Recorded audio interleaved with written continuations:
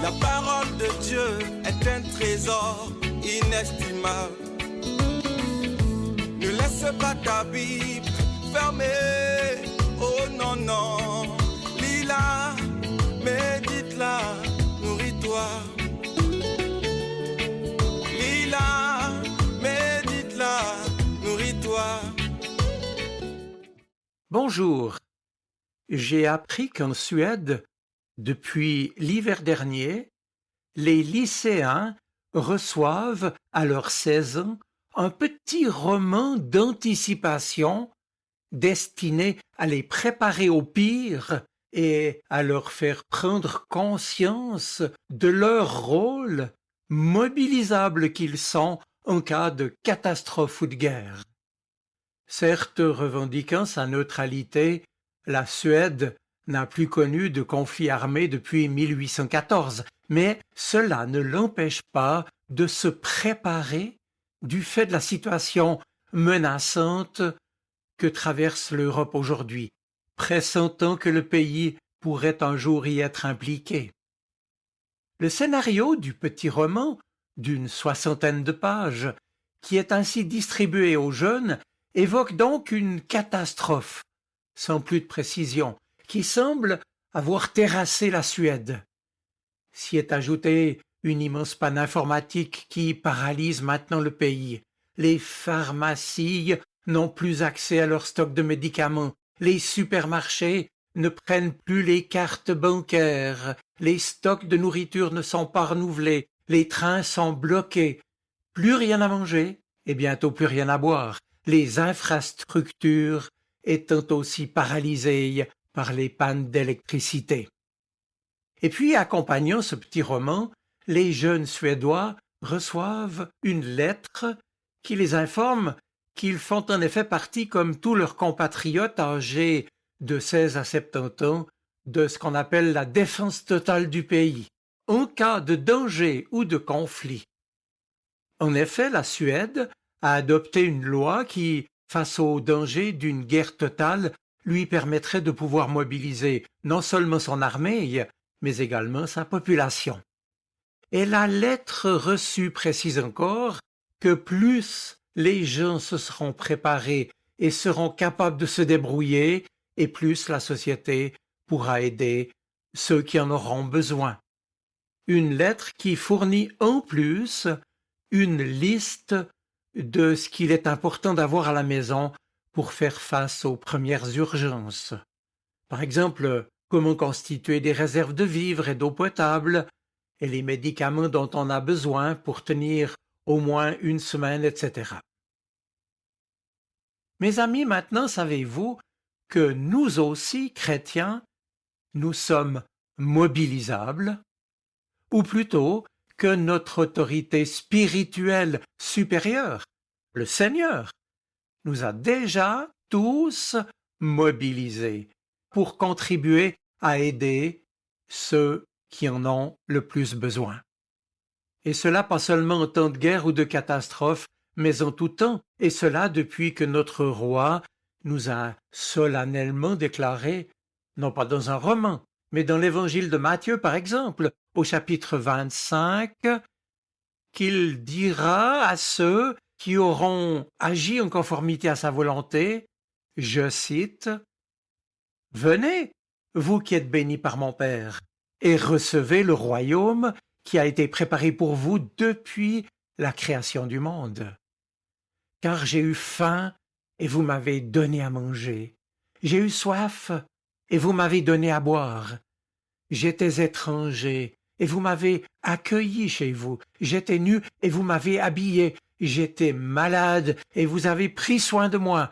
J'étais en prison, et vous êtes venus me voir. » Ceux qui ont fait la volonté de Dieu lui répondront, « Seigneur, mais quand t'avons-nous vu affamé, et t'avons-nous donné à manger, ou assoiffé, et t'avons-nous donné à boire? Quand t'avons-nous vu étranger, et t'avons-nous accueilli chez nous, ou nu, et t'avons-nous habillé? Quand t'avons-nous vu malade ou en prison, et sommes-nous allés te voir? » Le roi leur répondra, « Je vous le déclare, c'est la vérité. toutes les fois que vous l'avez fait à l'un de ces plus petits de mes frères, c'est à moi que vous l'avez fait. » Et enfin, en terminant plus loin son propos, Jésus ajoute « Ceux qui auront fait la volonté de Dieu iront à la vie éternelle. » Fin de citation. Voilà, mes amis, si besoin était, ce message de l'Évangile nous remet carrément les pieds sur terre, n'est-ce pas? Ce message de l'Évangile nous rappelle que seul l'amour aura le dernier mot et que la raison de notre présence là où Dieu nous a placés est de se mettre au service des affamés et des démunis de toutes sortes, les étrangers, les mal vêtus, les malades, les prisonniers, et j'en passe. Bref, ce texte nous invite aujourd'hui à nous interroger sur notre façon de vivre et plus encore sur le sens de notre agir au milieu des autres. Chacun de nous est d'une part responsable du chemin qu'il emprunte et jusqu'où cela le conduit. Or, les réalités de nos vies nous placent toujours devant des situations où il faut agir et donner des réponses très concrètes. Aimer ou ne pas aimer, venir en aide ou rester indifférent, accueillir ou alors ignorer et passer outre, ouvrir sa porte ou la garder fermée, construire des ponts ou alors construire des murs et des barrières. Mais lorsque nous décidons d'agir en faveur du bien, ce n'est pas seulement pour aider celui qui est dans le besoin, mais c'est davantage encore pour répondre à notre vocation chrétienne, vocation qui consiste prioritairement à manifester l'amour divin reçu par grâce en nos cœurs. Car en fin de compte, nous dit Jésus, rencontrer le petit, le pauvre, le démuni, c'est le rencontrer lui, le Seigneur, qui se cache en lui et se met à son service. Or, qu'est-ce que cela signifie réellement aimer, faire justice, vivre la solidarité?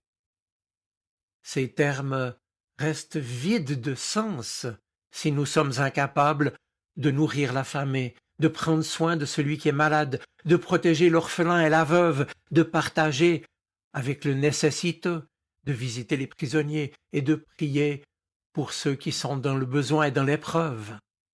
L'amour ne se nourrit ni ne s'entretient seulement de belles paroles et de beaux sentiments, mais toujours d'actes concrets. Et c'est l'amour qui nous permet d'entrer en relation les uns avec les autres, sans intérêt alors, sans rien attendre en retour. Sinon, dira l'apôtre Jean, c'est dans sa première lettre, je le cite, « Celui qui dit qu'il aime Dieu qu'il ne voit pas, et qui n'aime pas son frère, est un menteur. » Oui, prenons conscience que nous sommes vraiment disciples du Seigneur à la manière dont nous nous aimons les uns les autres et à la manière dont nous sommes capables, avec lui et par sa grâce, de nous mettre au service des autres. Et c'est ainsi que le récit rapporté par Matthieu nous fait découvrir que le service de nos semblables atteint en fait la personne de Dieu lui-même. Tout geste, toute action et toute démarche pour venir en aide à notre prochain nous met ainsi objectivement en relation avec Dieu, même si nous n'en avons aucun désir et aucune conscience. Et c'est cela qui nous permet d'affirmer que Dieu a un visage parmi les hommes et les femmes de ce monde, et que ce visage est rejoint par l'amour, non pas l'amour sentiment, mais l'amour très concret qui s'exprime par notre service. Mes amis, c'est donc en vivant cet amour dans toute sa simplicité et sa grandeur que nous sommes mobilisés au service de notre roi pour son royaume, aujourd'hui comme demain, et quoi qu'il puisse arriver, pour donner à d'autres l'opportunité de recommencer et de repartir vers de nouveaux horizons. C'est bien pourquoi l'amour, vrai et sincère, ouvre toujours à un monde plus humain, conforme au projet de Dieu pour lui. En tout cas, je le crois, et c'est l'espérance même de Dieu, une espérance inlassable, motivée par son inlassable bonté bienveillante, à lui le Seigneur.